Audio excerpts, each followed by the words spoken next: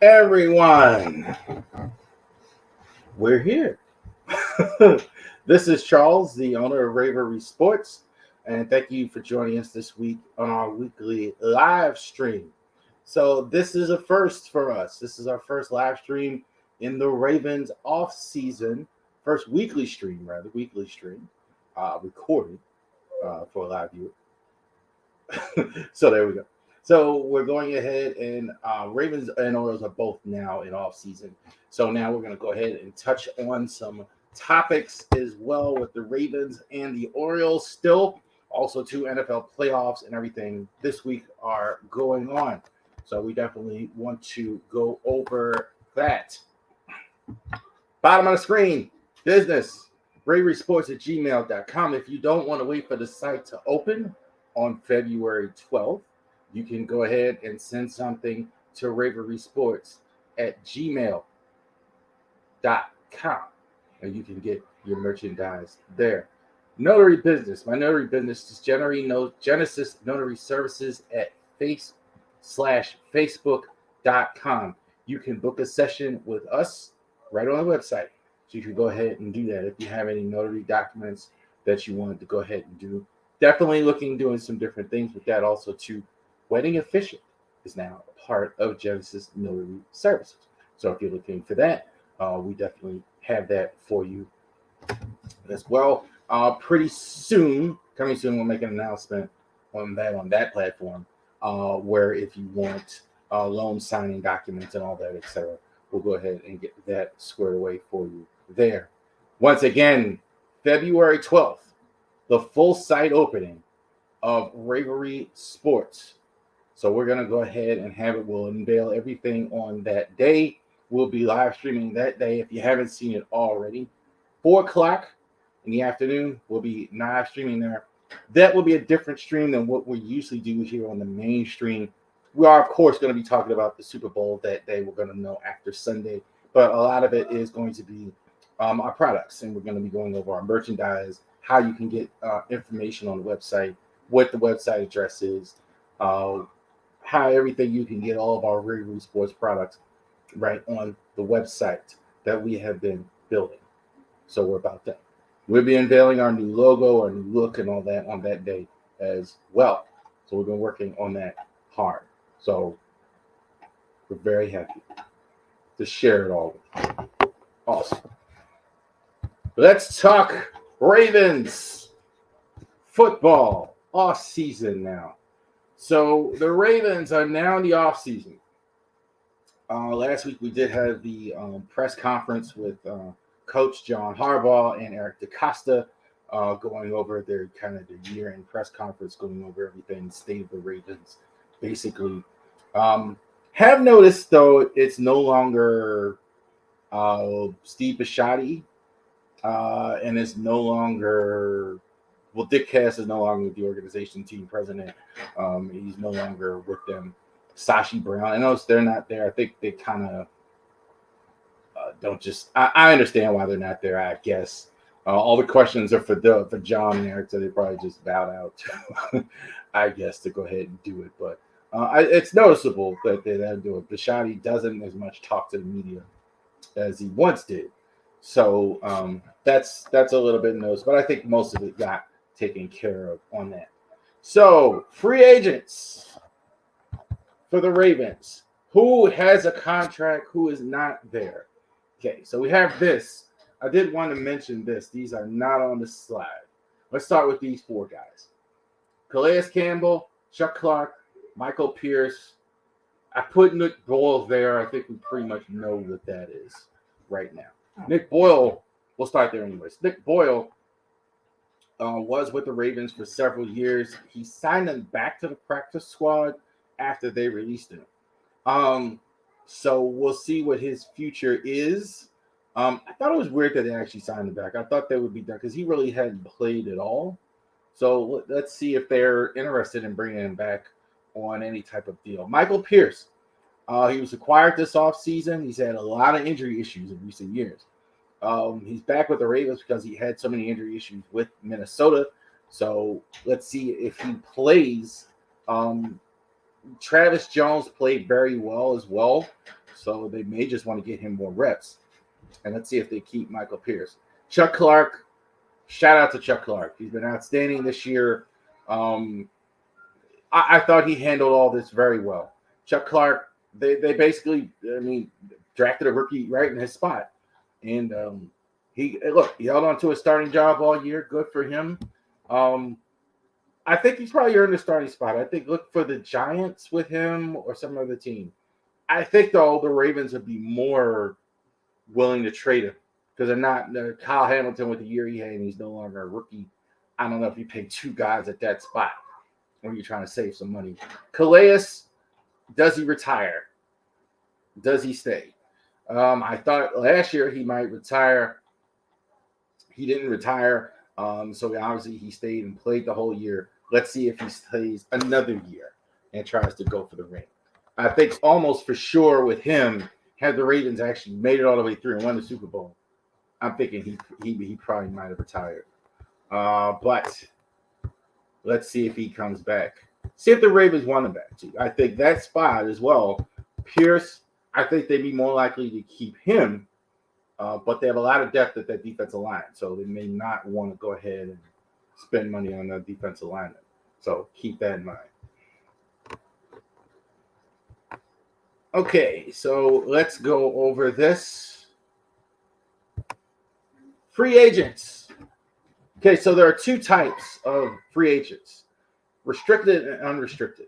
So we're going to go over all of the quote-unquote other. I have a top five on the list of the free agents that we have. These guys are the other ones that we have. I don't know if I got everybody, but this is everybody's significant. Like maybe I didn't get some of these lesser free. I purposely left those guys off. I think like one more. There might be one or two more, but these are the guys, the significant guys on the free agent list that the Ravens have that are not the top five. Juwan James, will he ever play another down? He was out for 2 years. Felt so bad for him, and he was actually going to start a couple games with Ronnie Stanley. He played the first game. He was out for the season in the first game. Don't know if he ever plays another down. Will the Ravens ask for him back if they lose somebody on the offensive line? So do they still have any interest in him? Very interesting. Or does any other team have any other interest in him? The one thing he's got going for him, it's hard to find tackles. A lot of teams struggle. The Ravens have actually done a good job with that. I think like where maybe a lot of fans have enough. A lot of teams struggle with tackle. We got a championship team. We got two teams in a championship game that aren't so great at tackle always. So the Ravens have done a good job with that. So that might be the thing with Juwan James where somebody might take a look at him. Brent Urban. Here's a guy. This is a Harbaugh guy. This is absolutely a Harbaugh guy. He's been back a couple times. Harbaugh likes him. I think he absolutely could be back. I don't think there'll be a lot of interest in him. He's a rotational defensive line, perfect in a 3-4. The Ravens never said they played 3-4, but that's a rotational defensive guy in this type of system. He's perfect for a guy. I think of all the guys on this list, he could be back. Justice Hill. Oh, a lot of people like Justice Hill as he played his last game as a Raven. I'm thinking it probably is. They spent a lot of money on they spent some money on Gus Edwards. They drafted J.K. Dobbins. They drafted Justice Hill. Here's the thing with Justice Hill, as much as people like him, he really has never cracked that top 3 unless there's been an injury. He's always been like 3rd on the depth chart. So how much do you want to pay going forward for a guy that's really going to be 3rd on the depth chart? Or if that, a lot of times they didn't even start. Kenyon Drake would start this year. So interesting, see what happens with Justice Hill, or if they view him as a special teams guy, which I think that would be a thing. Maybe they would keep him as. But we'll see. Josh Oliver blew everybody away. We talked about Nick Boyle. He didn't play at all this year, basically, because Josh Oliver basically outplayed him. Josh Oliver was very good this year, even with the draft picks they had. Even over Charlie Kolar, he outplayed as well. So good for him. Definitely bought a couple more years in the league. Ravens' future, I don't know. How many tight ends do you keep? We're gonna have a new OC. We'll get to that in a second. And how many offensive tight ends do you keep? So that'll be very interesting. Demarcus Robinson, late signing, free agent. Harbaugh was very clear about clearing up this wide receiver room. I don't think DeMarcus comes back. I don't I almost want to say disappointing, but I'm not sure if that's accurate. I think he played about what the expectation was for him. He was decent enough player, solid, but he is what he is. I think at best he's a third receiver, fourth receiver, really good fourth receiver. Kenyon Drake, think he's a guy that is where he is. Kenyon Drake, he's probably going to be a restricted free agent on another team next year. Did a decent enough job. Don't think he'll be back. Kyle Fuller would be very interesting. I think the Ravens might bring him back if there's money, if they can do the right price for him. That makes any sense. So if they can get him back cheap, more or less. I think Kyle Fuller had a good camp, and again, like Juwan James, got hurt in the first game, and we never really saw. I say that also because corner is definitely a need on this team. And I think having a veteran guy, I think we'll definitely take a look at. Restricted free agents. What is restricted free agent? So in plain English, they have right of first refusal. So if somebody wants to sign, let's say, Colon Castillo, the Ravens, you can make an offer, but the Ravens have the right to match that offer. That's what it is. They don't really usually, this is guys in the third year of the league, till after 3 years, then they become free agents after the fourth year. So essentially, that's what it is. And the next year, a lot of times, unless they sign a long-term extension, they don't have that. Also, too, maybe guys that that are not first-round picks, maybe like first-round picks, they have like those 5-year deals or something. So guys like this. Oh, so here we go. Colon Castillo. I hate saying his first name. Right, Colon Castillo. He is a very good center. I absolutely can see him starting at left guard next year. I don't think anybody else will sign him. I really think he's a favorite to start at left guard next year. We'll get to Ben Powers. But I really think he is a lot of talent there. I definitely think the Ravens would match and keep him. Christian Welch, Geno Stone, Deshaun Phillips, Nick Moore. These are reserve guys, like more special teams guys. I definitely think they'll all return to the rest of them. Maybe not Deshaun Phillips. See if there's a spot for her. And Christian Welch, I think definitely there's a spot for him. They'll get a little bit of a raise. Geno Stone, I thought was very good. Tyler Huntley. Has he done enough to attract another team? That's going to be very interesting to see. There's going to be a lot of teams looking for a quarterback.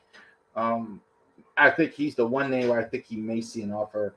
Most likely, I think you'll see it. These are games to look at, though, next year more for guys that are going to be free agents. So keep that in mind.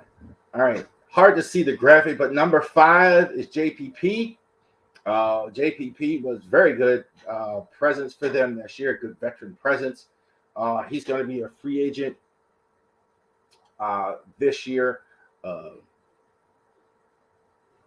I think they're going to wait on him. I think there's a chance he comes back. I don't think they're going to be in a hurry to do it. I think they are happy with some of the things he did. I think they're happy with some of the pass rush. I think he was definitely an upgrade for them, but he wasn't outstanding. He wasn't like a real super difference maker where they're okay, man, we got to run out. I don't think it's that. So I think they wait on JPP, wait for the draft, etc. Justin Houston, does he retire? Heard that Justin Houston may hang it up after this season. He may play for another team. He was good. I'm surprised he actually didn't get 10 sacks. He really kind of tailed off at the end. They kind of lowered his snap total or whatever happened there. 9.5 sacks. That's going to attract the team. That's going to attract somebody. Do they want to keep him? They drafted David Ajabo. They drafted Adafi Owe. Still waiting on that. They have Tyus Bowser. How much money do you want to spend on Justin Houston? Last year, man, they waited all the way with July before he signed. I don't think you're going to get that lucky this time. I think somebody's going to sign him before that. People noticed the season that he had. Ben Powers. How about this? This is a guy who, like I saw, if you saw last year, it was cut on the cut list. A lot of things he's going to cut. He's not going to make it. He was the best left guard they've had in the last couple of years. Eric DaCosta all but admitted that they can't afford him. That's probably right. I don't think unless it takes a massive discount. Linemen are so tough to find, especially at that spot. Even the Ravens have had trouble. I think next year they go with one of the guys on their current roster. I mentioned Castillo. Daniel Falele, I think, could be one. Ben Cleveland. I don't think they bring back Ben Powers with that. Marcus Peters. This is one of my favorite players. I hate to see him go, but that's what he's probably going to be. Interesting to see what Peters happens.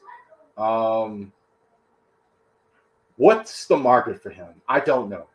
I don't know if another team wants to give him the kind of contract he currently has. I don't know. It's so many teams looking for corners. And this guy, I think, came back this year, played well for them. But maybe not as well as he has. And that's a thing. Do the Ravens want to spend money on this? I think, again, like Kyle Fuller, this is at a little different level. I think they would keep him if they could. All things being considered. But I think it would take a bit of a pay cut. I don't think it would take like the current contract he currently has. I don't think another team. And, of course, big trust Lamar Jackson. A lot of media is saying this is a fait accompli. He's traded. I don't believe it for a second. Local media, national media, new media, old. I don't think the Ravens are this crazy. The Ravens are not going to get rid of Lamar. I think, I heard the references to a lot of times to Marquise and Orlando Brown this week. Those guys wanted to leave. And we don't know what Lamar is thinking or whatever. I think that'll be the case. The other case where he leaves is the Ravens don't think he can sign him. The comp I think about it was Juan Soto with the Nats. Even though it's baseball, they traded all the players, but they wanted to keep Juan Soto. They kept trying to do a deal, and didn't get done. So I said, okay, we trade him, and they traded him to the Padres. I don't think the Ravens are there yet. I think they're definitely going to play him on a franchise tag. Definitely going to do that. I think after next year, that'll be more in play for them. Unless, again, Lamar pushes his way out. So many people are totally convinced that this is not – I'm not. I really don't think that Lamar is the Ravens are done with Lamar. I don't think Lamar is done with the – I think that's more – the second scenario I think is more likely because he's going to get a lot of money no matter where he goes. He might say, look, I'm tired of waiting. I think the second scenario, and I don't know if the Ravens are going to give him a fully guaranteed deal like Deshaun Watson. I'm pretty sure they won't. So those things are facts. So how far will it go? At some point, possibly. But I think Lamar stays, at least for the 23 season. So there you go. Ravens free agents, and so we'll go over more Ravens off-season content like this. Ravens looking for an offensive coordinator. Greg Roman was fired or dismissed or quit or mutual agreement, as they put it. Who knows? He's no longer here. Greg Roman is now looking for work, and the Ravens are looking for offensive coordinator. Some of the names you've heard, Eric Bieniemy from Kansas City, maybe looking to get underneath Andy Reid's shadow. We've heard Frank Reich's name put out there. We've heard a lot of names put out there. So we'll see how that goes. We'll keep an eye on that, on how the search is going for the Ravens finding a new offensive coordinator. Some of the things I'm hearing so far, it looks like they're trying to get away from that Greg Roman type a little bit. It seems like they're trying to go to the Kyle Shanahan offense. Some of these names are like wide receiver coaches thing. It looks like they are trying to get more of a pass game influence in there on their offense. So definitely that's a good thing. So definitely shout out for that. That the Ravens are looking for that as well. Somebody who is going to help them with their pass game going forward. So we'll see. And when we have an announcement there, we will definitely go ahead and go over who the new Ravens offensive coordinator is. All right. So let's take a look at this. Championship Sunday is coming.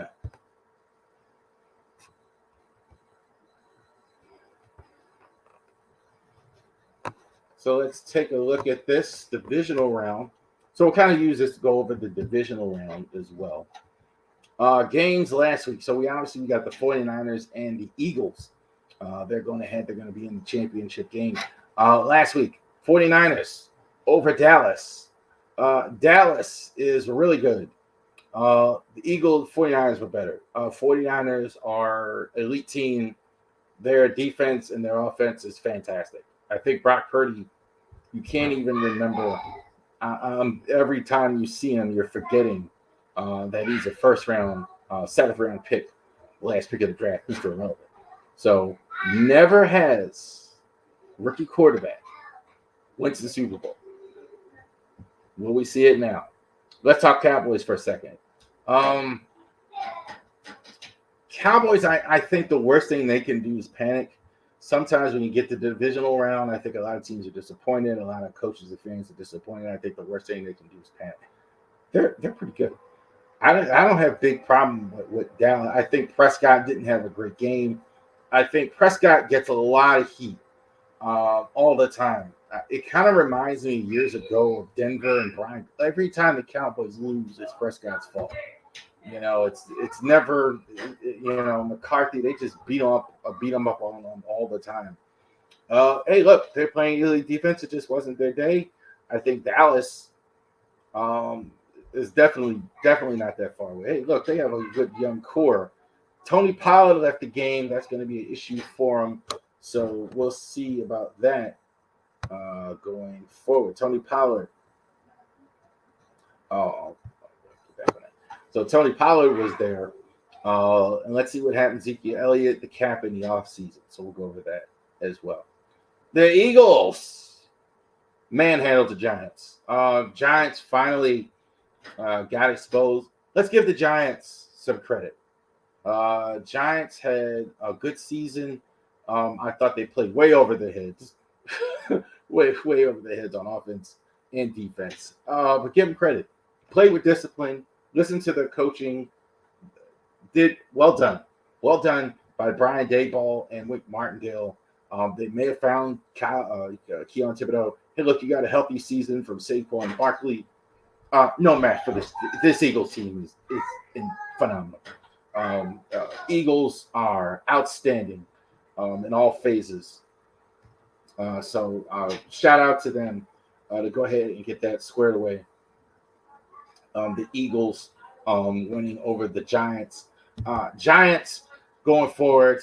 I don't know if keeping Daniel Jones is a good idea. That's probably what's going to happen after the season he had.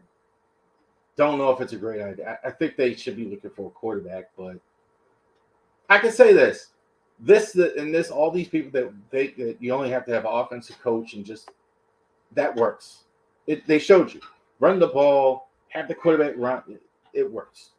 And that's what happened there. So, yes, definitely shout out for that as well. Okay, so let's talk about – first, let's get the correct screen up. Let's do it without the screen. All right, so the other games we had, AFC last weekend, the Bills and the Bengals and the snow. Bengals go ahead and victorious in that game. Bengals win that game in the snow. Bills, look, you can't ask for more than that. The bad weather, the snow, everything. Tied back with 2 tackles. And Cincinnati was all over them from the jump. Never in doubt. The Bengals were very good. Bengals are very good. Bengals are very. Joe Burrow is sensational. This guy overcomes anything. I mean, no line. Line is weak. Run game doesn't do well. Defense, blah, blah, blah. Joe Burrow, 2 straight years now, has gotten his team to the championship game. And we'll get to Kansas City in a sec. But, hey, good job by the Bengals. Bills, got to button up Josh Allen. Too many mistakes, too many picks, too much of that. Brian Daboll wasn't there with him this year and buttoned up. Got to do that. They had some injuries. I think they had Von Miller. I think that really showed down the stretch for the defense. I think the defense really missed Von Miller. I mean, as good as he was early in the year for him. So getting him back would be a good idea for next season. But I think the Bills have to button up. I mean, everybody anointed them. I picked them to win Super Bowl. But the Bengals just took it right from them. You want to do better than that going forward. So shout out to the Bengals who are going to be in a championship game. The other game that we had, the AFC, the AFC, the Chefs, the Chiefs, right, going against the Jacksonville Jaguars. So this one was very close, as kind of as I thought it would be. Having those 2 teams, very good teams, very good quarterbacks, 2 of the young, talented guys going forward. Shootout. Jacksonville's also like Kansas City in the sense they can come back at any time. Score doesn't matter. Time doesn't matter, etc. I think their inexperience showed a bit, and the Chiefs go ahead and they took advantage of that. Mahomes, gutsy performance too, with the ankle being twisted up, coming back. I don't think he was coming back in the second half, and he came back in and scored. So definitely good job by the Chefs there, going ahead and getting away from the Jags. Jags, a little bit more firepower maybe is needed if you're going to be on the level of a Kansas City. That's the only thing I really saw. Trevor Lawrence is pretty good. Looks like, you got tiers of quarterbacks. You got Mahomes and Burrow on one level, and then that next level you have Herbert, Allen, Lamar, in that level. So Trevor, you're not that far away. You're not that far away. I think a couple moves and you can get there. Now we'll get to championships, and now we got the right graphic out here. The Eagles at Lincoln Financial Field playing against the Niners. So let's talk about the Niners first because they're on the road. So the Niners, Brock Purdy. That's not bad for a 7th round draft pick. We're going to stop saying it. He's been good. You can't tell he's a rookie. Can't tell at all. Calm, kind of reminds me of Joe Flacco when he was a rookie in that sense. Not the way he plays, but he looks like he's been there before. We'll say that. Both of these teams, weapons galore on both sides. It was even hard to pick with all this talent that they have. I wasn't aware Christian McCaffrey had this good of a season. My goodness. 1,100 yards, rushing 39 between Carolina and San Francisco, 741 yards and 5 TDs. That's outstanding. It's easy when you have a quarterback. You can make any quarterback look good when you have talent like the Niners do. I didn't even get to George Kittle, who is probably maybe the best tight end in the league, but Deebo Samuel injured and missing 4 games. Brandon Ayuk, maybe one of the best receivers that nobody talks about. It's fantastic for the Niners this season. So all the talent that's there for the Niners. So it's understanding why they're positioned. Tough road game. That place is going to be eagle crazy in that facility. Even hard to pick on defense. A good guy to pick on defense if you're emphasizing one guy. Fred Warner, Tariq Armstead, a lot of guys. Nick Bosa, 18 and a half sacks. Insane. Both of these two teams, pass rush, unbelievable. Nick Bosa, I think, is going to be a key here. Can he do something against that outstanding Philadelphia offense, which I think probably the best offense in the NFC all season? So that's going to be the key. How much can they get pass rush on that? They have 55 total sacks in that. Tackles. Fred Warner might be the best inside linebacker in the league, or him or Roquan Smith. Tackling everywhere, talent everywhere. Their secondary I don't think is quite as good, but it's decent enough. It's not like subpar or anything like that. The Eagles, Jalen Hurts. Where did this come from? 3,700 yards passing, 22 TDs, 6 interceptions. Phenomenal. Jalen Hurts. And I didn't even put the rush yards, which is phenomenal as well. Here's a guy cut, I don't want to say cut, but benched for Tua Tagovailoa in the championship game by Alabama. Had to transfer schools. Phenomenal. That he's come around. Maybe an MVP level season, taking the team to the Super Bowl. Jalen Hurts. Can't say enough about him. Miles Sanders, 1,200 yards, 11 touchdowns. This is a run-first team, the Eagles. With all the firepower and everything they have, they are run first. They run the ball a lot. So that's definitely what they're going to do. Both of these teams, by the way, all the offensive guys, two teams here in the championship game, establish the run. Both of them. That's what they want to do. So definitely that as well. Both of these receivers, Devontae Smith, over 1,000 yards. A.J. Brown. This is what you do, Raven fans, when you pay the price to get a great receiver. Look at this production. 88 receptions, 1,496, and 11 touchdowns. You see the difference with Tennessee this year. You see the difference with Lamar not having a guy like this. Jalen Hurts, MVP season, getting a guy like A.J. Brown. Sack totals for the Eagles. I had to put the total in now because it's unbelievable. 70 total sacks. These are regular season numbers. 16 for Hassan Reddick, 11 each for Josh Sweat, Brandon Graham, and Javon Hargrave. Crazy. A lot of sacks. One thing that you do, you can disrupt the game, is get home. This will be the toughest test for them, the 49ers, who have a great offensive line. Left tackle Trent Williams might be the best in the NFL. Even he might need help against this pass rush because the Eagles' defense has been disruptive all season long. So definitely in this game, it's going to be the tail. Very similar styles, very similar teams. I think outstanding defense, both these teams. I like the Eagles. I think they'll score more. I think they'll score more than the 49ers will. That's a hard thing to pick, though, because 49ers have a really good offense. But I think they'll score more than they will. It's going to be – Hurts is going to be the X factor here. I don't think you can contain – even with a good defense like St. Fran, I don't think you can contain them. Also, I don't think they'll have a lot of trouble, that Eagles pass rush. So that'll be very interesting to see how they do against that Eagles pass rush. 70 sacks. 4 guys with 11. Ravens haven't had one. I don't know how long. They had 4 guys with 11 sacks. Unbelievable.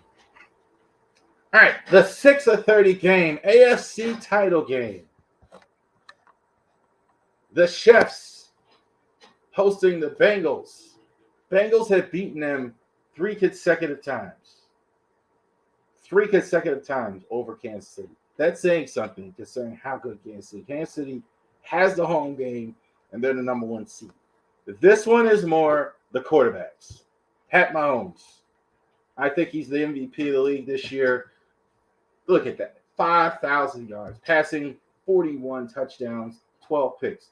Very gutsy coming back in that game after he got hurt. Ankle sprain. He did practice. He's going to play. We'll see, though. That factors a lot. Can the Bengals take advantage of that if he is hurt? A lot of weapons on Kansas City. Travis Kelce had 1,300 yards receiving. He's out. I mean, he's not getting old at all. I mean, he's out of this world. The receiving core is Juju Smith-Schuster. I think it's the top guy. I think they dipped a little bit, but it hasn't affected the passing yards. I mean, it hasn't affected that. Running back is more by committee. We've seen more McKinnon than we have Clyde Edwards-Helaire for them. They're going to score. You're not going to. This is a team that you're not going to hold them down offensively at all. Defensively, they're hit or miss. Both of these teams. I think the Chiefs are definitely hit or miss. I don't know which Chiefs defense shows up some weeks. They look good some weeks, and then some weeks, or even quarter to quarter, I think, inconsistent. But a lot of times it doesn't matter. They score so many points. it really doesn't make any difference. Joe Burrow on the other side. Even those 12 interceptions are deceptive. 475 as far as yards, 35 touchdowns. Joe Burrow is unbelievable as a quarterback. I think he's number 2 as far as quarterbacks in the league right now. You got to go ahead and say it. Very impressed with what they did in Buffalo last week. I think they win this game too. I think they keep beating Kansas City. I think the only problem I ever have with them is, are they buttoned up enough to win? But they definitely turning it on at the right time. Joe Mixon, I think I've always really liked him. Their receiving core, I think, is the best in the entire NFL. Offensive line, we'll see. That's obviously a problem for them. But we keep saying that, and they keep winning. They keep scoring 35, 40. Like, even with the line banged up. Defensively, I don't love them. I think their front 4 is really good. Outside of that, I don't know. They work well with Kansas City, I say this, because how you beat the Bengals is how the Ravens did it. I'm not just saying it because I'm a Ravens fan, but like take the ball out of Burrow's hands, run the ball, run. Chiefs really don't do that. They kind of like are more thunderous themselves on offense. So, yeah, I like the Bengals in this one to go and win the AFC. So there you go. So that is Championship Sunday. Games on, and so definitely we'll go ahead and check that out on Sunday. Great games. Very interesting. Can't wait for these games to start on Sunday. Had a Maryland basketball game we had on Sunday. So they had a couple games. They went ahead. They played Wisconsin. I think they're playing Wisconsin right now, as a matter of fact. But we're talking about the game on Sunday. And Purdue, number 1 now. After that victory, you see it 58-55. Maryland, this game was basically a tale of two halves. I think the Terps in the first half really looked confused. Second half, good job by Kevin Willard. I was impressed. They adjusted, and they got back in it, and they nearly pulled it out. But not quite enough. Boilermakers hang on to win, and I think they survived. Go ahead and do that. Jameer Young. I kind of said it a couple times when I've seen the Terps. They kind of go as he goes offensively. You know, if he's having a good night and really shooting the ball well and everything, they can win. They're like a top 25 team. But when he's kind of has a game like this one where shot wasn't great, etc., they like 10 points. That he's got to do more if they're gonna go ahead and win and really do something. If they get to March Madness and all that, they're gonna have to have more production from him. Julian Reese had a good day. Undersized on defense, going against Zach Edey, but he was very good. I thought the game, 19 points. This was probably his best time I've seen him offensively, assertive, aggressive. I don't think you're going to get this out of him every game, but I thought he was pretty good in this one. I thought competitive, especially in the second half. And he was part of the reason why they came back in that second half. Akeem Hart was their guy in the second half. 11 points, 5 rebounds. I think probably they need another scorer to help him. Jameer Young, Akeem Hart, Don Carey. That's not enough offense they have. I like to see them have more offense. I think this is why they're not ranked. They kind of like go as Jameer Young goes offensively, even though they were very good defensively, I think, especially in the second half. Fletcher Lawyer. So this guy was a top 100 top 100 high school player. They're talking in the film. Top 100 high school player last year. So he signed with Purdue. 7 points, 4 assists. Looked like he was doing more than that. Great ball handle, I thought, out of him the whole game as well. Braden Smith, Mr. Basketball, Indiana. A lot of great Mr. Basketballs they've had in the state of Indiana, like Damon Bailey, etc., throughout the years. Freshman. He can just shoot, period. If you're shooting at 90% of the line as a freshman, the sky's the limit for you as far as shooting the ball. You're not going to miss at all. So I think that was sky's the limit for him as far as a shooter. And Zach Edey, man against boys. They didn't know what to do with him, period. He was phenomenal, period. I think in the second half they adjusted the defense. They kind of trapped more, and what they did was they kind of they trapped more and they denied him more. And I think that was why they were able to come back. Him touching the ball whenever you want, no chance. He destroyed him. And he's going to destroy he's like 7'4", really can handle the ball, really moves well. I think he's still learning and developing. I don't see him high on the NBA draft list. He's got a very good chance to be National Player of the Year. Terps getting there. I like the coaching. I think Kevin Will is doing a good job. I think the football coach, Mike Loxley, I think this was a good hire. I like the way they're playing. I like the hustle. I don't know if they have the horses to beat a top 10. This is why I wanted to cover this game, because I want to see if the Terps, how they would have the horses to cover a top 10 team like this, a top team. Now the top team in the country. So they're not that far away. We're going to see them again soon at College Park. So shout out to the Terps hanging in there tough against Purdue on Sunday. So let's keep that in mind for the Terps. Real quick couple of topics I want to cover. John Angelos went on the radio in Baltimore and was talking about this. Real quick with John Angelos. Mike Elias and him have been saying now we're a middle market team. More, I wish we could have the payroll than that. Okay, so now you're backtracking.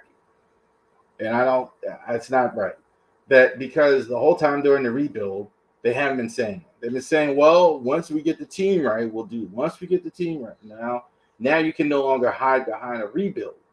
Now you have to say, well, now we're a middle market team. So now it's becoming clear to that.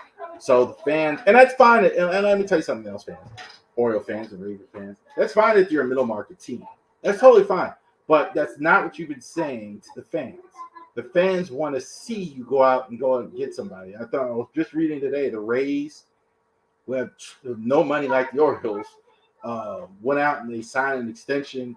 You're still not signing. You still don't have a Mullins extension. You still don't have these guys extended.